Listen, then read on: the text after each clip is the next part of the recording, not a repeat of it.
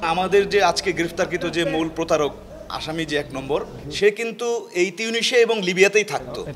সে আরবি এবং ফ্রেঞ্চ ভাষা জানে। আপনারা জেনে থাকবেন যে লিবিয়া, তিউনিসিয়া এই অঞ্চলে আরবি ছাড়াও ফ্রেঞ্চ ভাষাও প্রচলিত রয়েছে। তো এই যে প্রতারক, সে এই দুই ভাষায় দক্ষ হওয়ার কারণে ওখানকার স্থানীয় প্রতারক যারা এবং নির্যাতনকারী যারা, তাদের সাথে এর যোগাযোগ ছিল এবং নির্যাতন মূলত ওখানকার স্থানীয় সন্ত্রাসী যারা তারাই করত।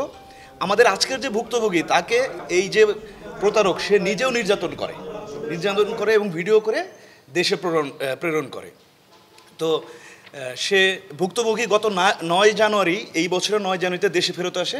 লিবিয়ার যে আমাদের বাংলাদেশ দূতাবাস আছে, বাংলাদেশ দূতাবাসের সহায়তায় সে ফেরত আসতে সক্ষম হয়। আর যে এই মানব পাচারকারী, তাকে আমরা নওগাঁ থেকে গ্রেফতার করতে সক্ষম হই।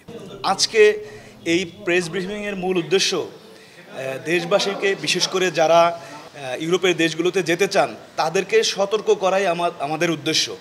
তারা যাতে এই সকল দেশে যাওয়ার জন্য বৈধভাবে যাওয়ার চেষ্টা করেন এবং সামাজিক যোগাযোগ মাধ্যমের অপরিচিত কাউকে যাতে বিশ্বাস না করেন, তাহলে এরকম প্রতারিত হওয়ার সম্ভাবনা থাকবে।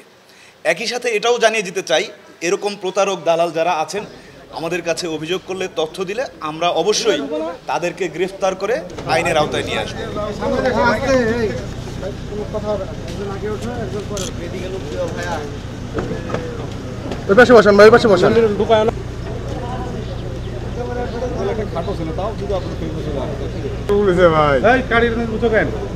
তোমার হয়ে গেছে, তুমি সরে যাও, যার হয় নিচে নি।